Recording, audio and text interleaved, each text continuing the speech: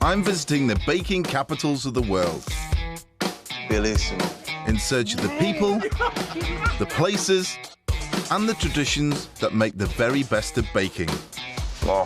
From the laid-back sunshine vibe of Miami to the European chic of Paris. Oh, superb.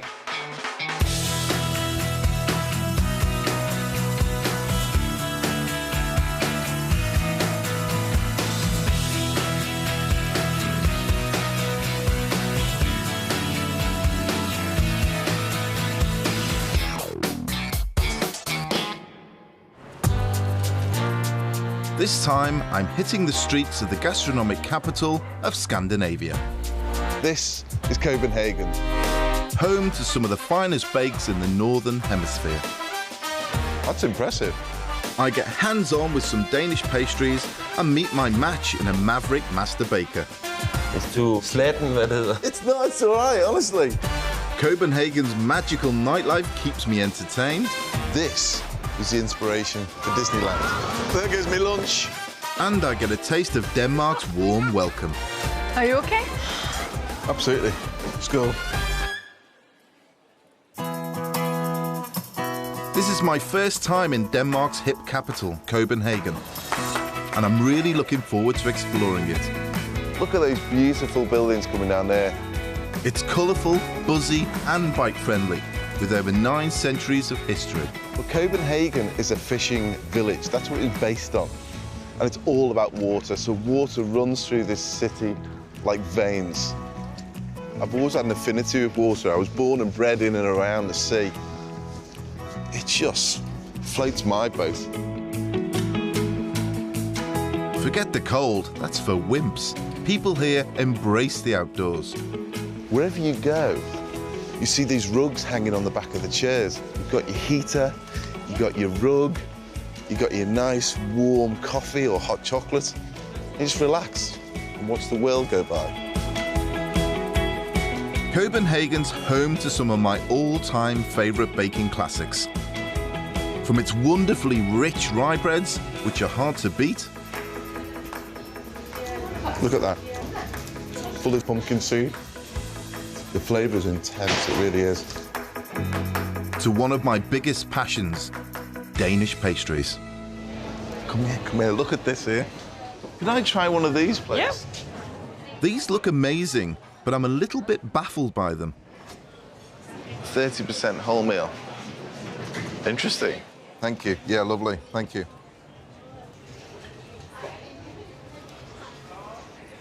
It's like eating a really soft wholemeal roll with cinnamon, and it's sweet with a beautiful chocolate on the top. That's impressive. I'm definitely taking this idea back home with me. Thank you. Now, I'm not here just to eat Danish pastries. I'm here to meet Mette Blomsterberg, who apparently is the goddess of baking in Denmark. Mette is an international award-winning pastry chef, a restaurateur and a judge on Denmark's version of the Bake Off. I think we're going to get along famously. Mette! Hi! Hello. Nice meeting you. Hello, how are you? You all right? I'm so fine. Thank you for being my guide around Copenhagen. Mette's promised to show me how good food and a warm welcome are an essential part of the Danish culture. Everywhere you go, you're met with a smile, and there's a real delight in sharing and enjoying great food and hospitality. Oh, wow. In fact, they've even got their own word for it. So this is the Danish hygge. Have you heard about the Danish hygge? Hygge? No. No? It's just the feeling, you know, the things sitting together around the table, eating good food, you know, the coziness. I get that, but I Yeah. didn't realise there was a name for it. And this is just a small taste. I need to show you a place. Oh, fantastic, lead on. Thank you very much, guys. Thank you. In the heart of Copenhagen, tucked down a side street, is a little unassuming lunchtime venue. Schønemans has been welcoming hungry diners through its doors since 1877. Hej! Og tak til John. Schønemans is famous for specialising in Denmark's national dish, a lavish open sandwich loaded with delicious Nordic ingredients, built on top of a rich rye bread base. So you have never had smørrebrød before? No, I haven't. How do you say that? First, smørrebrød. Smørrebrød. Yeah, that's the A soft. few snaps. Rye bread has been around for over 2,000 years, thanks to a quirk of fate when Scandinavian farmers found rye easier to grow than wheat. Originally the food of peasants, the smørrebrød has recently been elevated to a kind of art form. Skål. And it's traditionally washed down with local beer and a generous shot of schnapps. Thank you. Thank you. Thank you. Thank you. Thank you. This is the Christiansø. There are 104 versions of the smørrebrød to choose from, but we're starting with a classic combo with the finest matured pickled herrings, heaped with a fresh, crisp garnish. The rye bread is underneath. Yeah.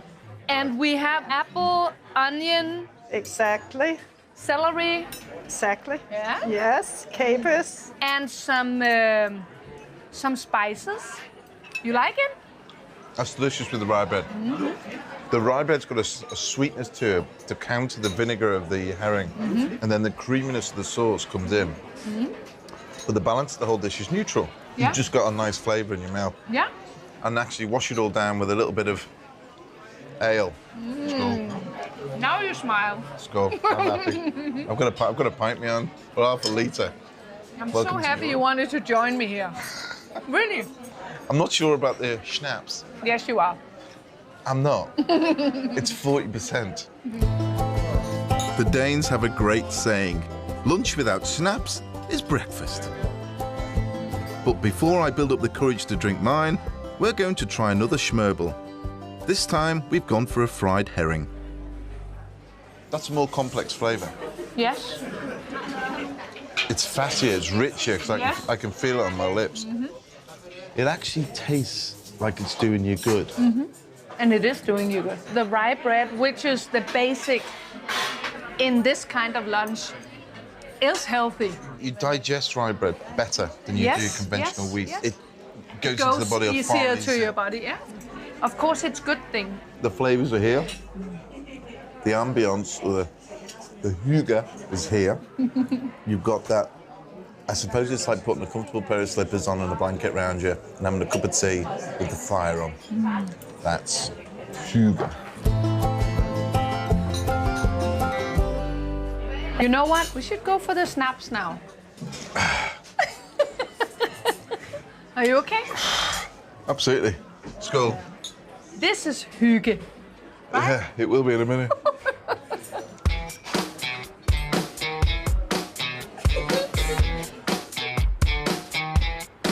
Well, I've had a great day today, first day in Copenhagen. Bit of a boozy lunch, if I'm honest. But I've got one more treat. From Easter right through to Christmas, the city comes alive with a unique attraction that's been going strong since 1843. Welcome to Tivoli. Denmark's oldest and best-loved theme park is more than just a fairground, it's a national treasure. Hello, sir. Hello. Welcome to Tivoli. Thank you. Step into Tivoli Gardens, it's like you've stepped into a fairy tale. What's weird is the city centre is right here. You're surrounded by buildings, and right in the heart of Copenhagen is this place. It's beautiful. Sometimes I wish I was 7 again. It's got a real magical feel to it, this place. In fact, Walt Disney actually came here, and this was the inspiration for Disneyland. It's amazing. A visit to Tivoli Gardens wouldn't be complete without a go on its famous wooden roller coaster. Built in 1914, it's the only one of its kind in the world.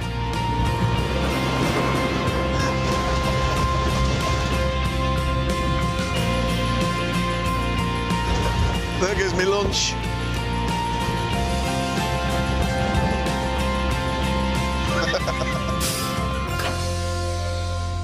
I enjoyed that.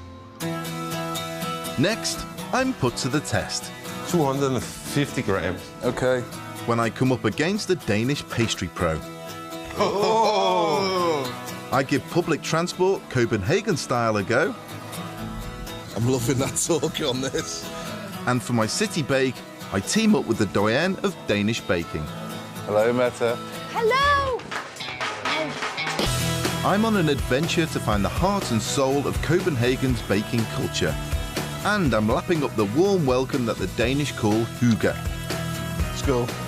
But I couldn't come to the Danish pastry capital of the world without rolling up my sleeves to find out how the genuine article is made. It's cold, it's wet. I'm in the middle of Copenhagen.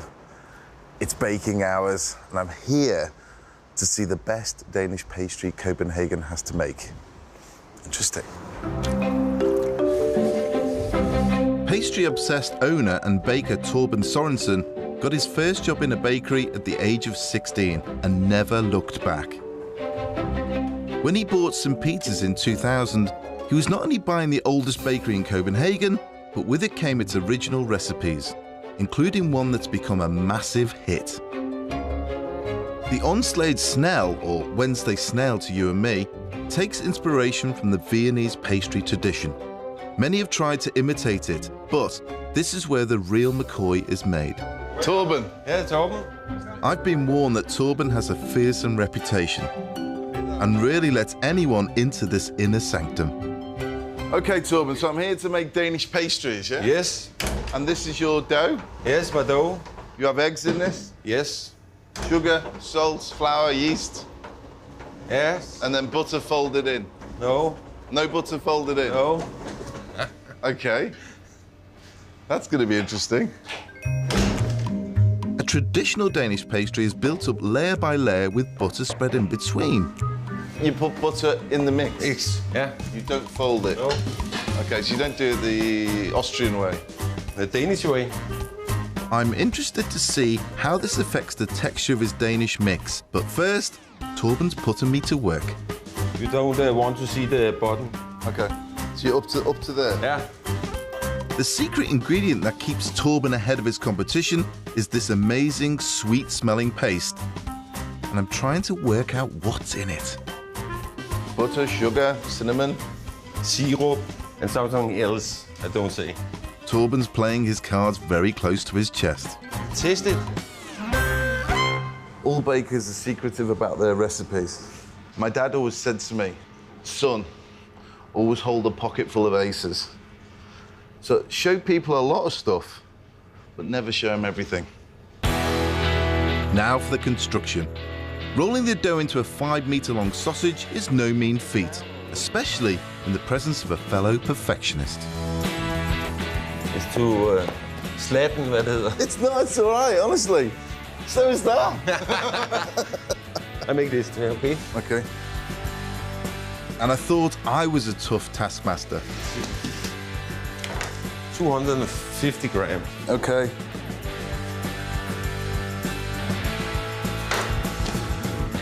Oh, Oh, that one's a bit big. Hang on, if I test some of those over there, what are they going to be like? I love the way Torben works because for me, he is like a kindred spirit. Fascinating guy. Starts work about 5:30, 5 o'clock. That's a bit of a lie-in, if I'm honest. But he probably works there till about 11 o'clock at night. How many of these do you make in a day then? 1,000. 1,000? Yes. And you work on your own? Yeah. Why? Because I know it's okay every time. Yeah, but then you must be tired. No, I'm fresher than I was before. There's a lot of character about it. You have to be slightly quirky, slightly skew. You see, I've been a baker for most of my life. I was Me too. 12 when I started. Am I like that? Probably. I think you have to be to get out of bed in the morning. So actually, I understand. There is a lot to be saying about working on your own. With the first batch of Wednesday snails prepped, they're proved to give them their rise, and then popped into the oven to bake. They should be coming out the oven in about 10 minutes or so. Can't wait to try them. They smell delicious. The wafts of freshly cooked cinnamon are already drawing in a crowd. So I'm giving Torben a hand with the finishing touches. No sooner are these come out and the girls come in and start loading up the shop, they've gone. That's the culture of Danish pastries in Copenhagen. I like the boldness of these pastries. They've got a great buttery colour and they're massive yet surprisingly light. I'm dying to get stuck into one and see how Torben's Maverick pastry mix has turned out. Yeah. Yeah. I get it. I get it. It is different. Yeah. It tastes to me more like an English Chelsea bun. Yeah. An English Chelsea bun has a little bit of cinnamon, a few sultana, but dough only, not layers. Tastes good. I like that. I'm still stumped as to that secret ingredient though, but I couldn't think of a better way to start my day. It's been an absolute pleasure. If you're short one day and you need help, you call me. Yeah. I'll come in and help you. I like that. Let's go. Let's go.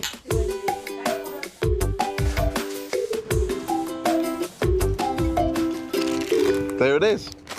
I love this place. I love the passion. I love the way Torben bakes. And I know if I'm ever short of work, I'm knocking on his door. One of Copenhagen's most familiar sights are throngs of cyclists. With 5 bikes for every car, it's no wonder it's one of Europe's least polluted cities. If, like me, you're not too clever on a bicycle, then you can hire one of the 400 electric cars dotted around the city. And it's as simple as popping into a newsagent and picking up one of these cards. That worked then.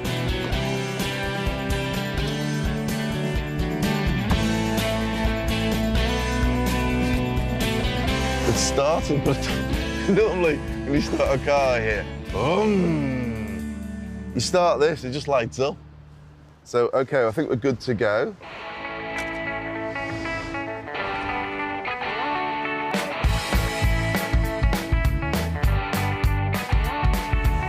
Ooh, I'm loving that torque on this. The acceleration's amazing. It's so quiet. I'm on my way to meet up with Mette, the queen of Danish baking. She's already introduced me to one of Denmark's classic dishes, but for my city bake, we're going to team up. When she's not writing books or appearing on Danish TV, Mette can be found hard at work crafting fine pastries. Hello, Mette. Hello! In the kitchen of a stylish cafe, Blomsterberg's. Well, I'm here in Mette's beautiful cafe, and we're going to make a Kranskake. We're going to put a modern twist on this traditional Scandinavian celebration cake, made from a tower of delicious stacked marzipan rings. So, to start with, Yes? we have egg white, we have icing sugar, we have marzipan, and we have chopped pistachios. Right, okay. What are we going to do then?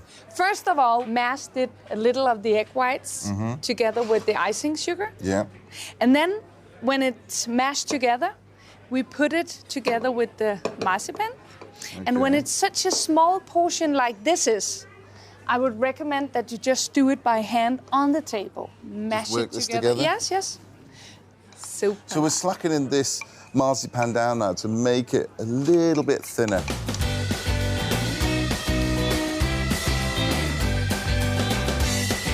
Once the mix comes together, pop it in a bag and chill in the fridge for 3/4 of an hour, which makes it easier to handle when it comes out. So if you like marzipan, this is the dish for you. And traditionally it's eaten New Year, like New Year, Christmas time. Yeah, but we also eat it all year. Okay. We make it as smaller cakes with some cream inside or with orange or anything, yeah. Next, roll the chunks of the marzipan mix into long sausages. Now here's the twist. So, now I put it into the pistachio nuts. So it's just to coat the marzipan in the pistachio? Yeah. So if you can't get hold of pistachio nuts, use hazelnuts, use ground almonds, and again, you get that same finish. Or you can make it just naked as it is. Just as is. Yeah, yeah. Another roll just beds those pistachios into the marzipan. It's quite therapeutic, this, actually. It's don't push down with marzipan. Literally, it's the weight of your hand. Go from the tip down to the heel of your palm and roll gently all the way along. It's nice, all the same width. Apply some pressure on the strips to flatten them slightly, which will help them form in the rings. Cut the strips into ever-increasing lengths, starting at 8 centimetres. 2 centimetres is the growth on each one. So the reason why it goes up in 2 centimetres is basically because each ring is going to get slightly bigger and bigger and bigger. So that was 18, so this is 20. You're a clever guy. Thank you. Starting with the smallest, shape the strips into rings. The more you make, the bigger the tower. How big have you made? I have made it for 28 rings, Wow. but of course the rings on the bottom, they really need to bake a little extra because they need They're to... going to carry all that weight. Yeah. And don't forget a large marble-sized ball for the top. OK, so you've made sure each of the rings are nice and round, flatten them down slightly so they're going to sit on top of each other nicely. Bake them off about 190, 195 on fan for around 10 minutes, and they'll come out beautiful and lightly brown. Right, in they go. Once the marzipan rings have cooled, for that extra special touch, dip the base of each ring into melted chocolate and start to stack. It's beautiful, Paul. I think it looks amazing already, but Mette's gone the extra 10K on this one and made some fancy baked marzipan swirls to decorate it. And now, the final touches. Beautiful. And then some Danish flags. And there you have it. You don't have to put Danish flags on it. No, You can put of British course flags not. on it. Of course, and it's also very nice in just small parts. You can bake small parts in the oven and dip them in chocolate. It's so good for coffee and tea. So that's hygge. That's hygge. Remember the candlelights. Thank you for helping me here in the kitchen. Pleasure, pleasure. Thank you. Make it yourself now. What a monumental way to end my tour of Copenhagen.